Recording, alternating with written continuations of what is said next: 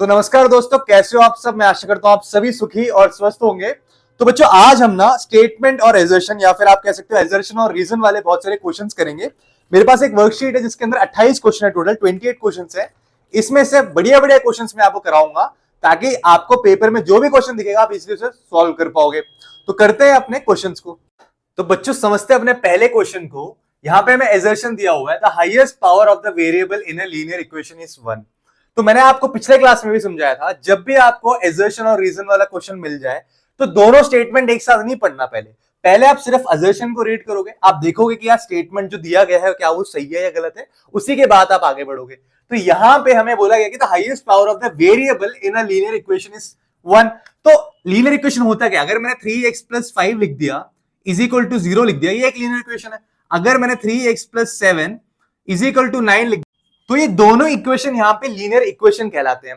तो यहां पे आप देख सकते हो जो वेरिएबल हमारा x है और x की पावर यहां पे हमेशा क्या होता है? 1 होता है। क्या होता है? यहां पे 1 होता है, पावर 1 होता है। अगर पावर 2 होते तो क्या बोलते हैं? फिर उसको हम बोलते हैं क्वाड्रेटिक इक्वेशन बोलते हैं, जिसमें जो मैक्सिमम पावर अगर 2 होती वेरिएबल की तो उसे क्वाड्रेटिक इक्वेशन बोलते हैं। ये एक्चुअली में लीनियर इक्वेशन की बात करें तो एकदम सही है। यहां पे जो हाईएस्ट पावर होनी चाहिए वेरिएबल की वो 1 होनी चाहिए। बिल्कुल सही स्टेटमेंट है ये। अगर ये सही है तो आपको इस स्टेटमेंट को रीड करना है। अगर मान लो आपका एजर्शन आपको रीड करते ही समझ आ गया कि आपका एजर्शन गलत है, तो इसमें सिर्फ एक ही ऐसा ऑप्शन है जहां पे लिखा हुआ है कि एजर्शन इज फॉल्स, वो आपका ऑप्शन नंबर डी है। तो बाय डिफॉल्ट आपका रीजन जो है वो ऑटोमेटिकली सही हो जाएगा, आप बिना चेक किए भी आगे बढ़ सकते हो। लेकिन यहां पे अब एजर्शन सही हो गया तो उसका मतलब हमें रीजन को भी पढ़ना पड़ेगा। The solution of the equation 5x + 10 is equal to 0 is -1/2। तो यहां पे बोला गया है 5x + 10 इज इक्वल टू 0 एक इक्वेशन है, बिल्कुल एक इक्वेशन है। तो यहां पे इस इक्वेशन का जो आंसर आना चाहिए, यहां पे जो वेरिएबल की वैल्यू आनी चाहिए वो -1/2 होनी चाहिए।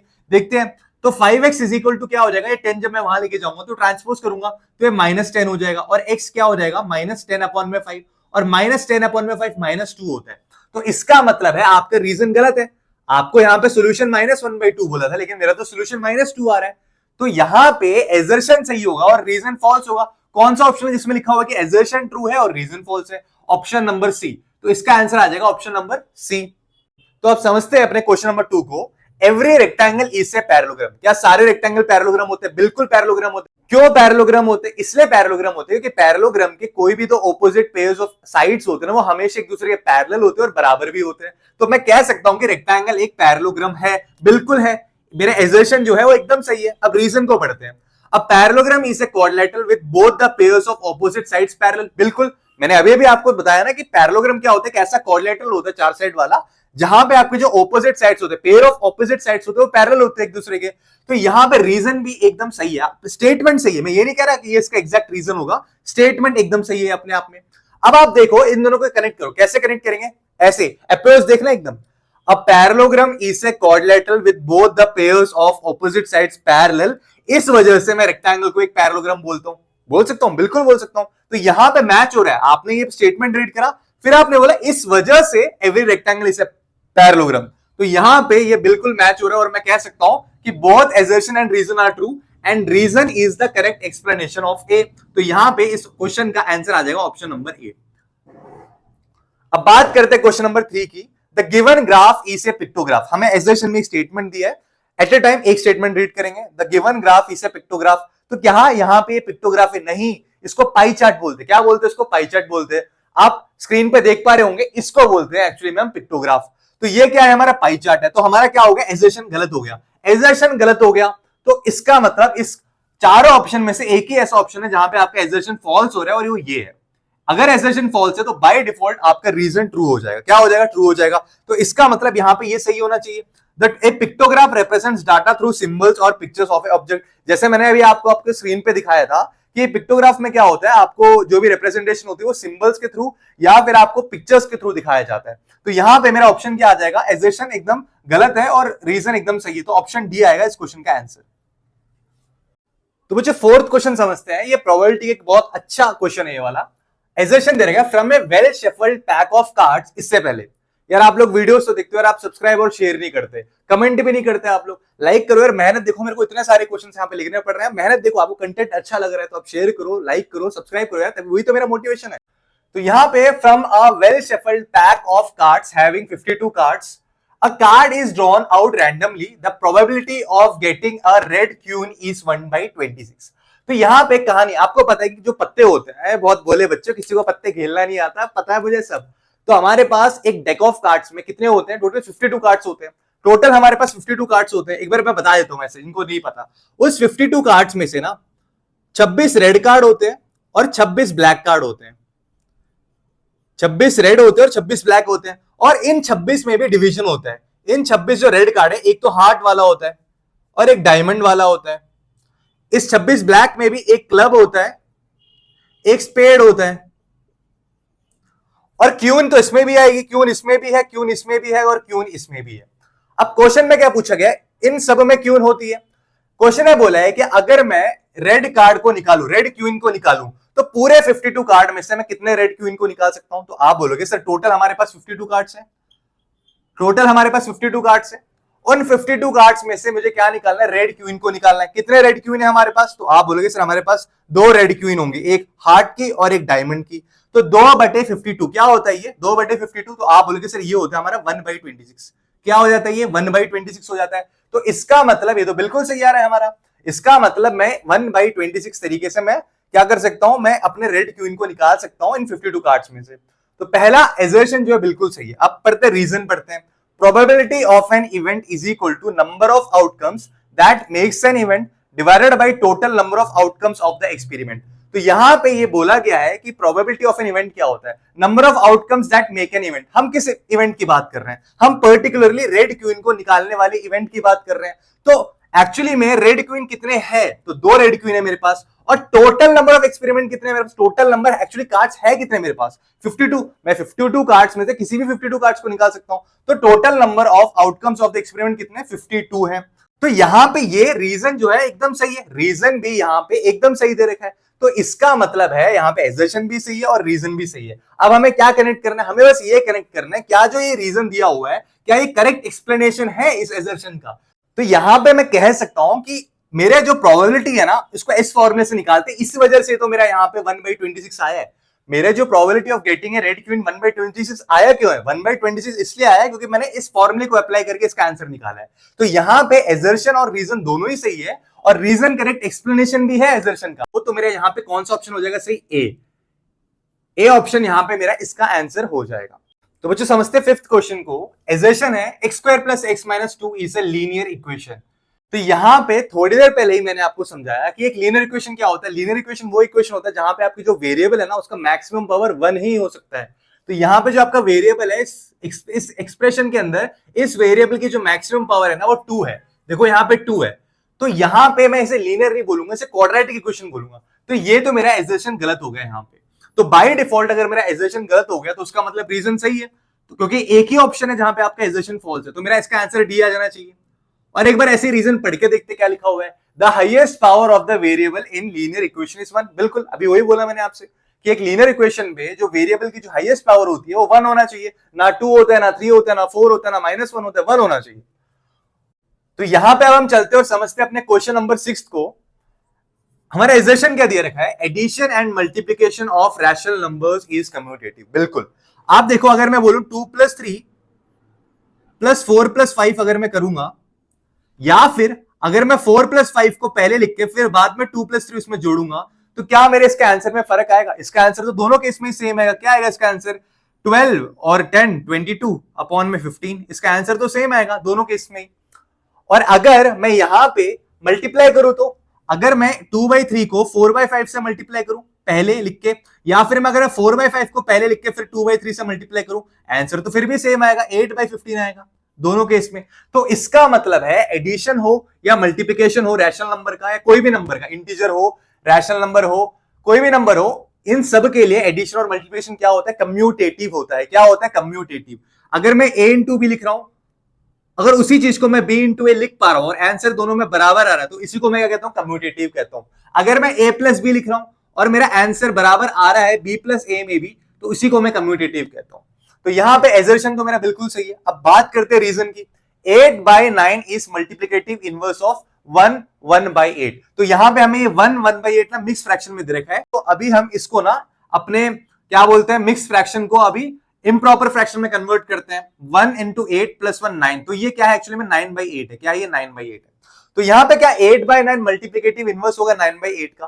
कोई भी नंबर अगर मैं पूछूंगी उसका मल्टीप्लिकेटिव क्या इनवर्स क्या होता है, तो एक नंबर और उसके मल्टीप्लिकेटिव इनवर्स का प्रोडक्ट मिलके 1 आना चाहिए। एक नंबर अगर मैंने लिखा है तो उसका प्रोडक्ट दूसरे नंबर के साथ क्या आना चाहिए? मिलके 1 आना चाहिए। कब हो सकता है? अगर यहाँ पे जो पहला नंबर लिखा है उसका रेसिप्रोकल लिख दूंगा ना मैं यहाँ पे, तभी मेरा ये दोनों कट के आंसर मेरा 1 आएगा। तो यहां पे मल्टीप्लिकेटिव इनवर्स का मतलब ये होता है अगर मैं किसी भी रैशनल नंबर का प्रोडक्ट करूं दूसरे नंबर में, तो मेरे को मल्टीप्लाई करके जो आंसर आना चाहिए वो फाइनल आंसर 1 के बराबर होना चाहिए। ये कब संभव हो सकता है? अब मान लो मैंने यहां पे लिख दिया 2/3, इसे मैं किस नंबर से मल्टीप्लाई करूं कि मेरा आंसर आ जाए बराबर 1 के? तो आप बोलोगे सर एक्चुअली में हम इसका रेसिप्रोकल से मल्टीप्लाई करेंगे, तो यहां पे जो आंसर आएगा ना वो 2/3 का उल्टा आएगा, 3/2 आएगा। तभी तो ये 3/2 और 2/3 कट हो गए, 1 आएगा मेरा आंसर। तो यहां पे क्या बोला? 8/9 is the multiplicative inverse of 9/8। तो क्या 9/8 का मैं उल्टा करता हूं तो मुझे 8/9 मिलता है? बिल्कुल मिलता है, और आंसर बराबर किसके आता है? 1 के आता है। तो इसका मतलब ये भी बिल्कुल सही है, एजर्शन भी बिल्कुल सही है और रीजन भी बिल्कुल सही है। अब हमें ये देखना है क्या जो हमें रीजन दे रखा है ये करेक्ट एक्सप्लेनेशन है क्या मेरे एजर्शन का? तो आप बोलोगे सर यहां पे तो बात हो रही है मल्टीप्लिकेटिव इनवर्स की, यहां बात हो रही है कम्यूटेटिव प्रॉपर्टी की, तो कोई रिलेशन तो बन ही नहीं रहा यहां पे, तो कैसे मान लूं कि ये करेक्ट एक्सप्लेनेशन है इस एक्सर्शन का? तो यहां पे मैं बोलूंगा कि ये जो मेरा रीजन दिया गया है वो करेक्ट एक्सप्लेनेशन नहीं है मेरे एक्सर्शन का। तो यहां पे इसका आंसर आ जाएगा ऑप्शन नंबर बी। इसका आंसर आ जाएगा ऑप्शन नंबर बी। अब चलते हैं और समझते हैं अपने क्वेश्चन नंबर 7 को। तो यहां पे एजर्शन में बोला गया डिस्काउंट परसेंटेज अगर आपको निकालना हो तो डिस्काउंट अपॉन एसपी इंटू 100 करके निकाल सकते हैं। बिल्कुल गलत स्टेटमेंट है ये। अगर आपको डिस्काउंट किस पे दिया जाता है? आप दुकान में गए, आपने कपड़ा कोई शर्ट लिया, आपने शर्ट का टैग देखा तो उस पर लिखा हुआ था एमआरपी बराबर 2000 रुपए। तो अब जो आपका जो शॉपकीपर है वो आपको एमआरपी पे डिस्काउंट देता है ना, मार्क प्राइस पे डिस्काउंट देता है। तो डिस्काउंट हमेशा सेलिंग प्राइस पे नहीं मार्क प्राइस पे दिया जाता है। तो डिस्काउंट परसेंटेज भी हमेशा मार्क प्राइस पे निकलेगा। बेस क्या होता है? मार्क प्राइस होना चाहिए, सेलिंग प्राइस नहीं होता। तो यहां पे मेरा एजर्शन गलत है। अगर मेरा यहां पे एजर्शन गलत है तो इसका मतलब बाय डिफॉल्ट ये क्या हो जाएगा? मेरा रीजन सही हो जाएगा। यहां पे क्या दे रखा है? डिस्काउंट परसेंटेज हो या सेल्स टैक्स हो या जीएसटी हो, ये हमेशा हम मार्क प्राइस पे ही कैलकुलेट करते हैं। बिल्कुल सही बात कही इन्होंने। तो यहां पर रीजन एकदम सही है मेरा।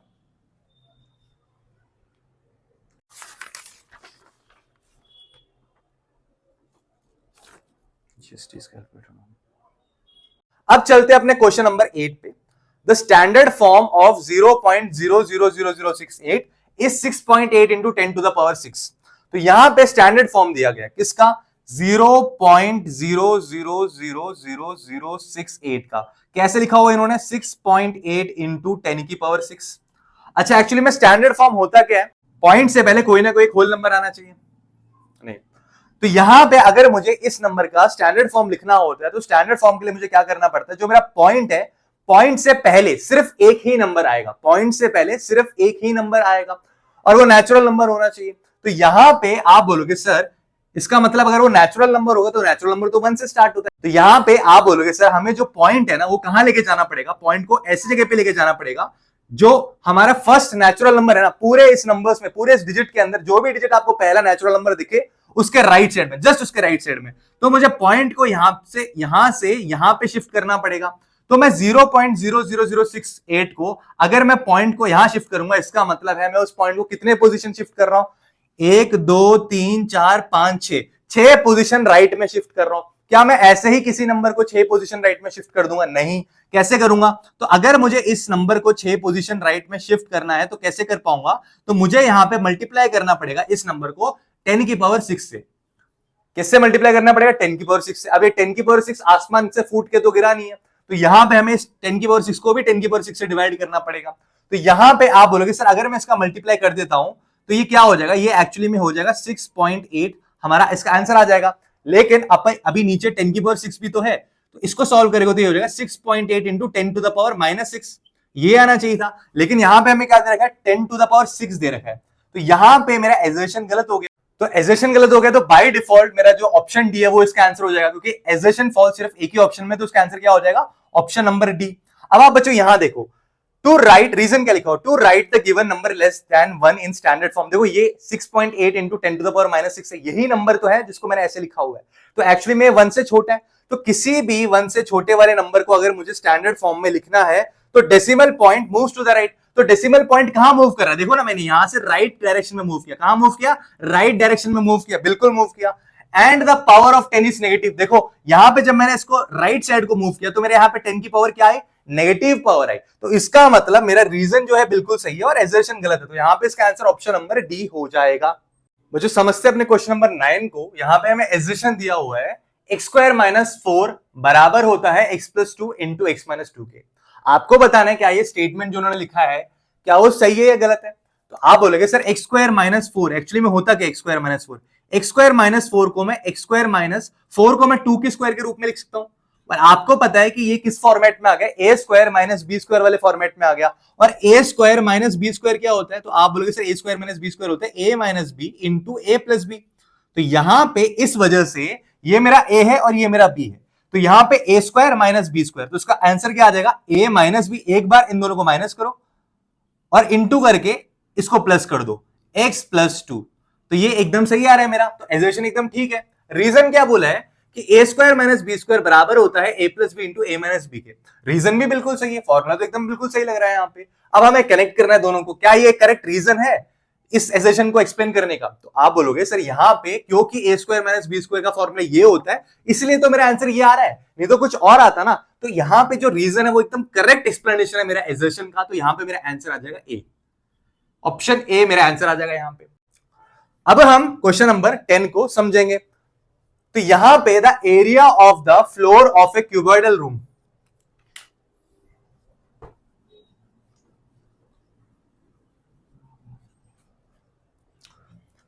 अब हम अपने क्वेश्चन नंबर 10 को समझते हैं। The area of the floor of a cuboidal room is 20 metre square. तो मुझे एरिया दे रखा है, क्या दे रखा है, 20 मीटर स्क्वायर दे रखा है, 20 मीटर स्क्वायर। और क्या बोला हुआ है, and its height is 4 metre, और मुझे हाइट भी दे रखा है 4 मीटर। पूछा बोला क्या है, so the volume of the room is 80 metre cube, और बोला है कि इन्होंने वॉल्यूम जो होना चाहिए वो 80 मीटर क्यूब के बराबर होना चाहिए। तो आपको पता लगाना है जो ये डाटा दे रखा है उसके हिसाब से क्या मेरा वॉल्यूम जो है वो 80 मीटर क्यूब के बराबर आएगा। तो आप बोलोगे सर वॉल्यूम का एक फॉर्मूला आपने हमें पिछले क्लास में सिखाया था कि वॉल्यूम जो है वो बराबर होता है area of base into height के। एरिया ऑफ बेस, यहां पे बेस फ्लोर है, इंटू हाइट के, area of base into height के बराबर होता है मेरा वॉल्यूम। तो यहां पे आप बोलोगे सर एरिया ऑफ बेस मेरे को 20 दे रखा है और मेरे को हाइट मेरे को 4 दे रखा है, मल्टीप्लाई करूंगा तो 80 आ रहा है, तो इसका मतलब वॉल्यूम एकदम सही है, वॉल्यूम एकदम सही आया, तो मेरा एजर्शन एकदम सही होगा यहां पे। अब बात करते हैं किसकी, रीजन की। Volume of cuboid is equal to length into breadth into height. तो वॉल्यूम ऑफ क्यूबॉइड क्या होता है यहाँ पे, length into breadth into height होता है। क्या होता है यहाँ पे, length into breadth into height. तो क्या ये रीजन एकदम सही है, बिल्कुल सही है रीजन भी। अब हमें क्या पता लगाना है, क्या ये जो रीजन है करेक्ट एक्सप्लेनेशन है मेरे एजर्शन का। तो आप बोलोगे सर यहां पे जो हमने फॉर्मूला लगाया है वो area of base into height है। आप बोलोगे सर यहां पे जो लेंथ इंटू ब्रेड्थ लिखा हुआ है, अरे लल्लू फ्लोर में एक फ्लोर एक्चुअली में है क्या, फ्लोर एक रेक्टेंगल के शेप में, और अगर मैं क्यूबॉइड बना दूं, क्यूबॉइड ऐसे बना दूं, तो इस क्यूबॉइड के अंदर जो नीचे वाला फ्लोर आप देख रहे हो ना, इसको क्या बोलेंगे हम, इसको हम बोलेंगे लेंथ और इसको हम बोलेंगे ब्रेड्थ। तो ये जो इसी को फ्लोर बोलेंगे, इसका एरिया क्या हो जाएगा, तो आप बोलोगे सर लेंथ इंटू ब्रेड्थ हो जाएगा, एरिया क्या हो जाएगा, लेंथ इंटू ब्रेड्थ हो जाएगा। तो एक्चुअली में ये इनडायरेक्टली एरिया ऑफ बेस ही तो दे रखा है, एरिया ऑफ बेस, और ये इंटू हाइट यहां पे। तो एक्चुअली में जो मेरा रीजन है करेक्ट एक्सप्लेनेशन है मेरे एजर्शन का, तो मैं ये बोलूंगा यहां पे जो मेरा क्वेश्चन नंबर 10 है उसका आंसर क्या है, ऑप्शन ए। ऑप्शन ए इस क्वेश्चन का आंसर हो जाएगा। अब चलते हैं अपने क्वेश्चन नंबर 11 को समझते हैं, उससे पहले मैं ये सारी चीजें मिटा देता हूं एक बार। तो क्वेश्चन नंबर 11 में एजर्शन ये दिया हुआ है कि आपका जो -1 का पावर 11 है ना, वो क्या होता है, -1 की पावर 11 -1 ही होता है। बिल्कुल सही कह रखा है इन्होंने। -1 का अगर मैं कोई भी ऑड नंबर करूंगा, -1 की पावर में अगर मैं कोई भी ऑड नंबर लिखता हूँ, -1 के पावर में अगर मैं 999 लिख दूंगा, -1 की पावर में अगर मैं 78777 लिख दूंगा, तो भी मेरा आंसर -1 के बराबर ही आएगा। तो ये बिल्कुल सही है, एजर्शन मेरा बिल्कुल सही है। अब बात करते रीजन की। तो इन्होंने लिखा -1 की पावर में अगर कोई भी ऑड नंबर होगा ना, तो मेरा आंसर हमेशा क्या आना चाहिए, -1 आना चाहिए। यहां तक तो बात ठीक थी, यहां तक कहानी एकदम सही चल रही थी, लेकिन इन्होंने लिख दिया for all natural numbers. All natural number कैसे, ऑल नेचुरल नंबर में तो इवन नंबर भी आते हैं। अगर मैं -1 की पावर में 4 लिख दूंगा तो इसका आंसर -1 थोड़ा ना आएगा, इसका आंसर तो 1 आ जाएगा। तो यहां पे इन्होंने फॉर ऑल नेचुरल नंबर्स लिख दिया ना, ये इसने गड़बड़ कर दिया, नहीं तो मेरा रीजन भी सही हो जाता। यहां पे मेरा एजर्शन सही है और रीजन गलत है। तो ऐसा कौन सा ऑप्शन है जिसमें एजर्शन सही होता है और रीजन गलत है, ऑप्शन नंबर सी। तो यहां पे ऑप्शन नंबर सी इसका आंसर हो जाएगा। बच्चों अब बात करते हैं क्वेश्चन नंबर 12 की।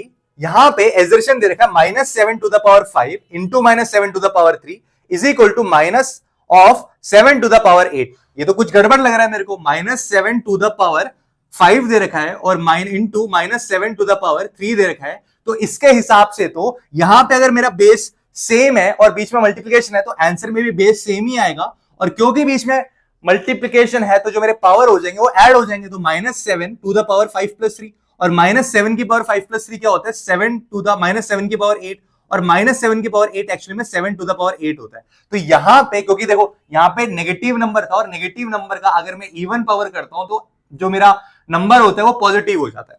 तो यहां पे आप देखोगे कि यहां पे नेगेटिव 7 की पावर 8 नहीं आएगा, 7 टू द पावर 8 आएगा। तो मेरे यहां पे एजर्शन गलत है और बाय डिफॉल्ट एजर्शन गलत हो गया तो मेरा रीजन ट्रू हो जाएगा। तो यहां पे आर एक्चुअली में है क्या, when two exponential terms with same base are multiplied. यहां पे मेरे ये सेम बेस है, एक्सपोनेंशियल टर्म है, कुछ पावर में लिखा हुआ है। जब दो एक्सपोनेंशियल टर्म्स अगर मैं मल्टीप्लाई कर दूं जिनका सेम बेस हो उनको मैं मल्टीप्लाई कर देता हूं तो उनकी पावर क्या हो जाती है, एड अप हो जाती है। बिल्कुल सही है। तो मेरा रीजन यहां पे बिल्कुल सही है और एजर्शन गलत है, इसलिए मेरा आंसर क्या हो जाएगा।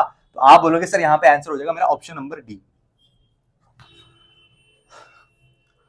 तो बच्चों मैं आशा करता हूं ये 12 क्वेश्चंस आपको बहुत अच्छे से समझ आ गए होंगे। पिछले क्लास में भी मैंने आपको स्टेटमेंट और एजर्शन के 3-4 क्वेश्चन कराए थे। तो जो भी मैंने आपको पिछले क्लासेस में पढ़ाया है उसका जो लिंक है मैं अपने डिस्क्रिप्शन में डाल दूंगा। आप जाके पेपर से पहले वो सारे वीडियोस को देखना, बहुत हेल्पफुल होगा आपके लिए। तो बच्चों मैं आशा करता हूं आपको मेरी क्लासेस बहुत अच्छी लग रही है। अगर आपको मेरा कंटेंट पसंद आ रहा है तो बच्चों लाइक शेयर और सब्सक्राइब करना ना भूलेगा। तो मिलते हैं अपने नेक्स्ट क्लास में, तब तक के लिए बाय बाय, टेक केयर।